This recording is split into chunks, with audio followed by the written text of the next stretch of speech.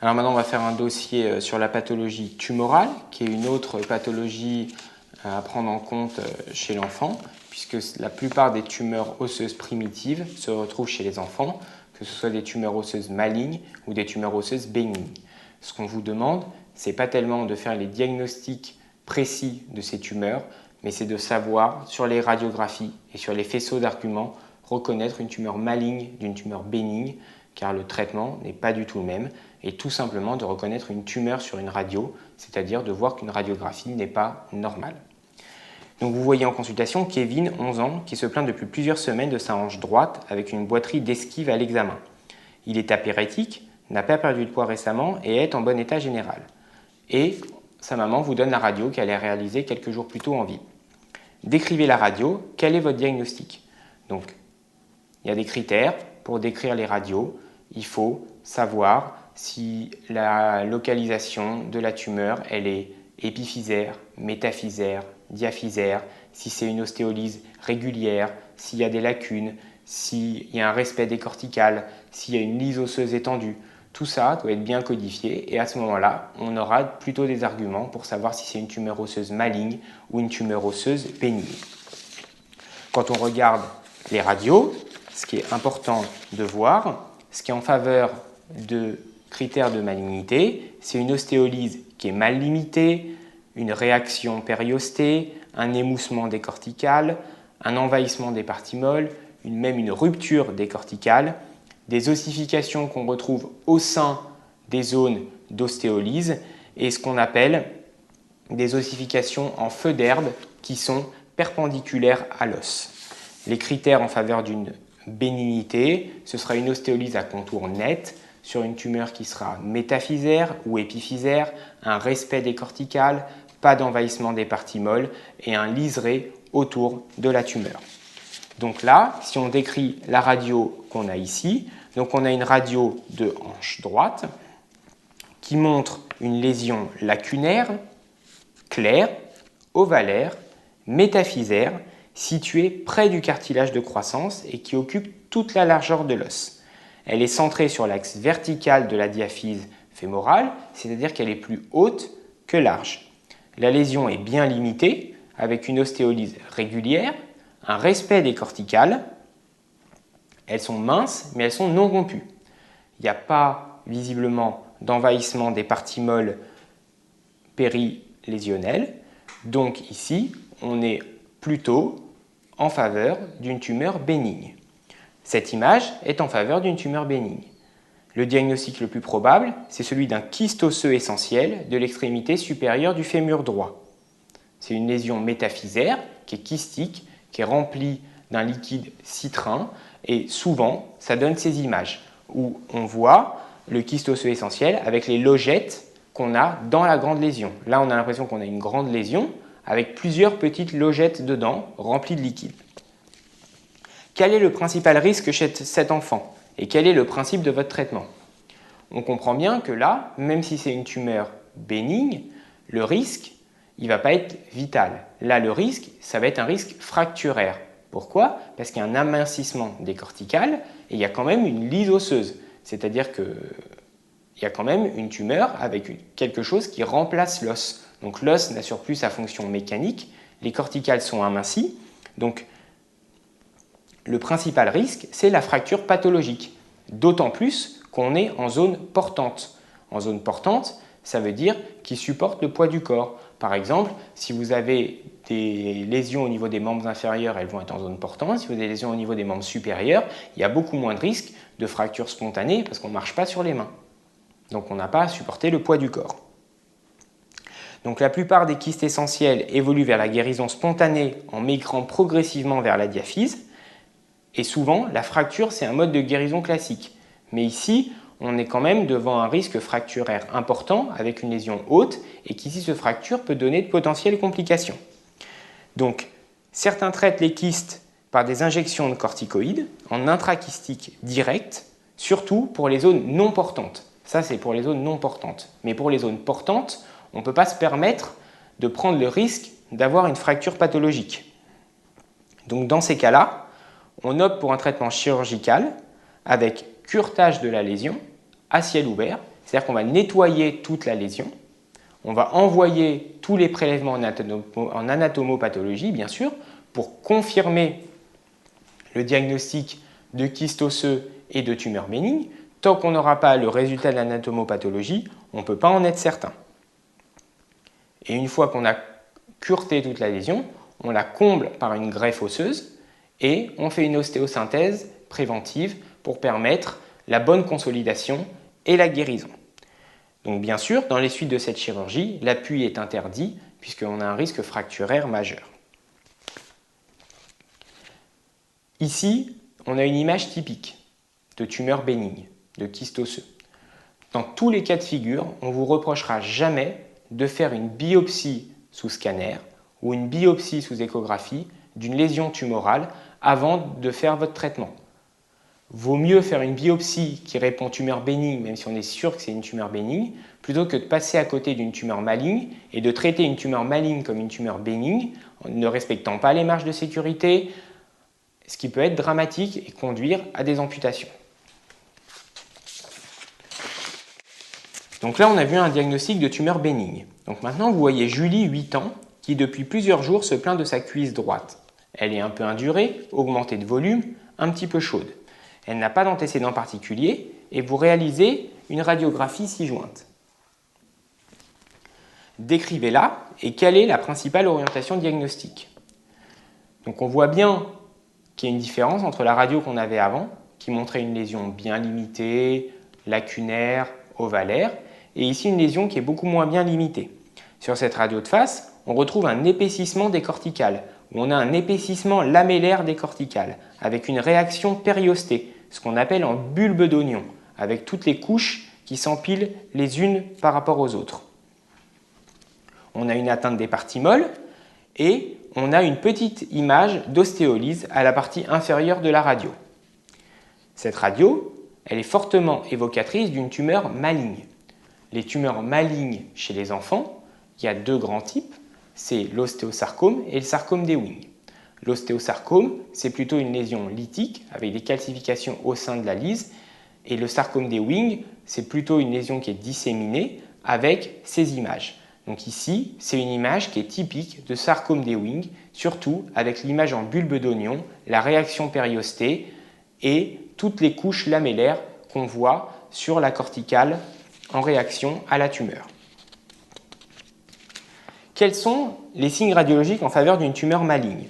Donc là, il y a un tableau avec un petit diagramme que vous voyez qui vous montre bien ce qu'il faut retenir qui est en faveur d'une tumeur maligne. Donc les radios standards sont souvent suffisantes pour orienter vers la nature maligne ou bénigne d'une tumeur. Donc en faveur d'une lésion maligne, on retiendra une ostéolyse mal limitée, à contour flou, avec des plages de condensation au sein de l'ostéolyse, comme dans l'ostéosarcome. Un décollement périosté, une réaction périostée, avec le triangle de Codman. Un envahissement des parties molles, des corticales amincies de façon asymétrique ou parfois une rupture des corticales. Des ossifications dans les parties molles qui sont souvent perpendiculaires à l'os, en feu d'herbe, et un épaississement des corticales en plusieurs couches, comme on l'a vu ici, en bulbe d'oignon.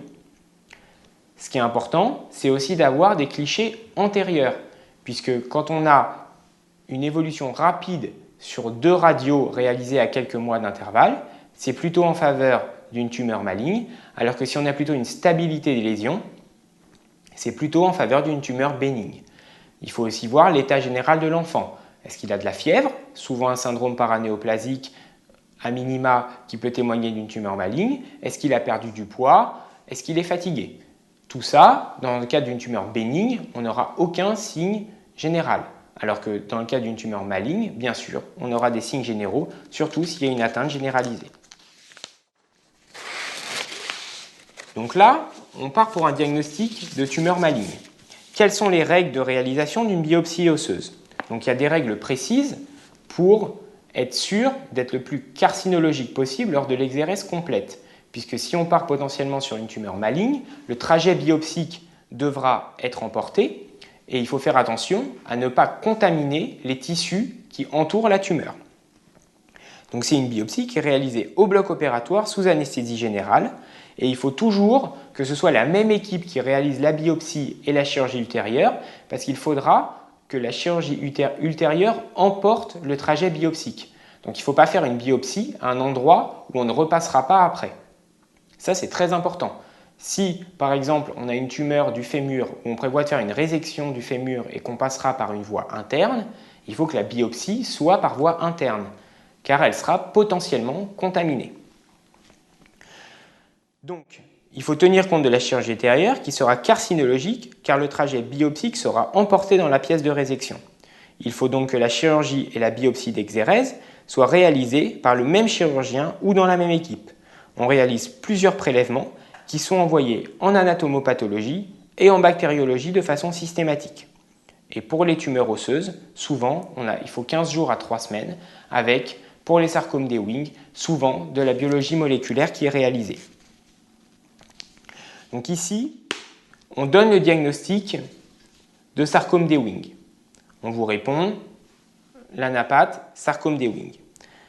Quel est votre bilan paraclinique avant de débuter le traitement? Ce qui est important chez les enfants, c'est la dissémination locale à moyenne distance et métastatique. Il faut voir la tumeur, sa taille localement. Est-ce qu'elle atteint d'autres zones de l'os avec des zones saines intercalées, c'est ce qu'on appelle des skip métastases, ou est-ce qu'il y a des métastases à distance, en particulier pulmonaires, dans les ostéosarcomes et les sarcomes d'Ewing, et c'est ça, l'atteinte pulmonaire, qui fait la gravité du pronostic. Donc le bilan biologique, c'est la NFS, la VS, la CRP pour le syndrome inflammatoire et les LDH qui peuvent être augmentés dans le sarcome d'Ewing. Pour le bilan de la tumeur primitive, on fait des radiographies entières du membre inférieur pour apprécier la longueur d'os éventuelle à réséquer, la taille de la tumeur et planifier la chirurgie.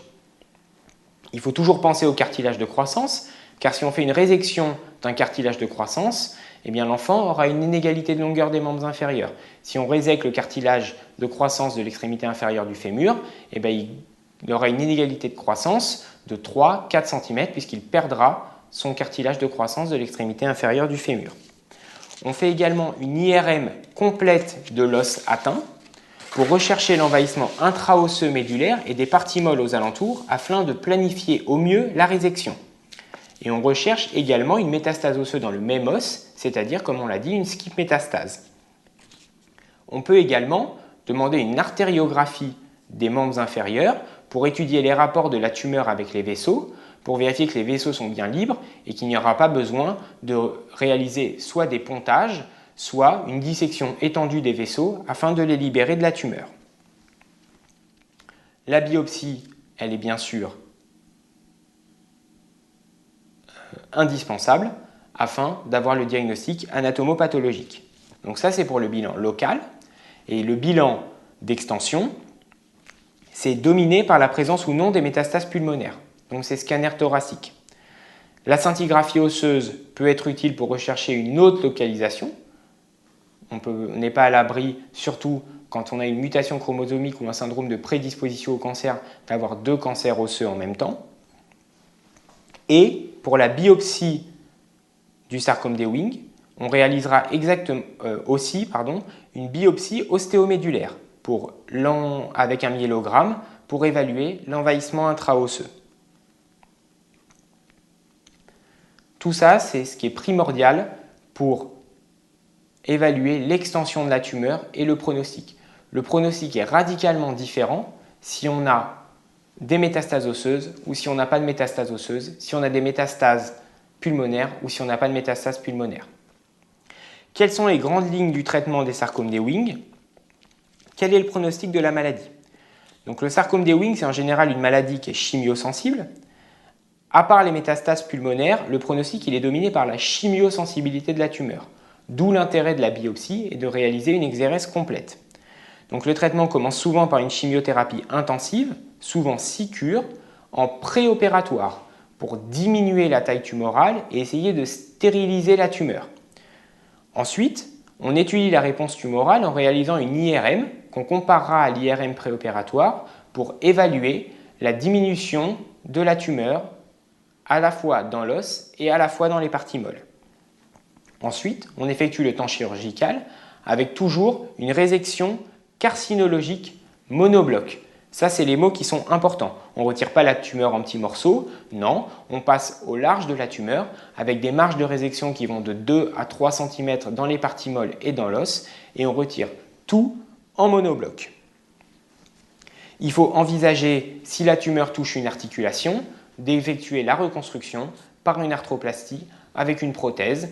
Souvent, c'est une prothèse spéciale puisqu'on ne résèque pas seulement l'articulation, mais aussi souvent une extrémité inférieure de fémur ou une extrémité supérieure du tibia. Ensuite, on effectue à nouveau de la chimiothérapie et, si besoin, de la radiothérapie en fonction de la chimio et de la radiosensibilité de la tumeur et en fonction de résultats de l'anatomopathologie. La nécrose tumorale est appréciée sur l'anatomopathologie de la pièce opératoire et une chimiothérapie de rattrapage peut être réalisée si jamais la nécrose tumorale n'est pas totale, c'est-à-dire on considère qu'il y a une nécrose tumorale totale si elle est supérieure à 95%. Si elle est inférieure, on considère que le patient est mauvais répondeur et dans ces cas-là, c'est un facteur de mauvais pronostic. Le pronostic des sarcomes d'Ewing, c'est une maladie grave avec un engagement du pronostic vital. La survie à 5 ans, elle est de 65% si la maladie est localisée et tombe à moins de 30% en cas de métastase pulmonaire. C'est même plutôt 20%. Donc, très important dans ce dossier de tumeur. Les radiographies standards pour savoir si on est plutôt en faveur d'une tumeur bénigne ou d'une tumeur maligne. L'évolution. Évaluer la lyse, est-ce qu'elle est régulière, pas régulière, est-ce qu'il y a des signes d'épaississement cortical, est-ce qu'il y a une rupture des corticales, est-ce que c'est une lésion qui est asymétrique, pas asymétrique, qui évolue. Et en fonction de ça, vous discutez, soit vous êtes en faveur d'une tumeur bénigne, vous discutez quand même une biopsie, puis le traitement ensuite, soit vous êtes en faveur d'une tumeur maligne, et là il faut rapidement faire une biopsie, et en pensant toujours à la chirurgie ultérieure, et ensuite envisager le traitement radical avec une excision monobloc. Donc voilà les grands principes de la prise en charge des tumeurs osseuses chez les enfants.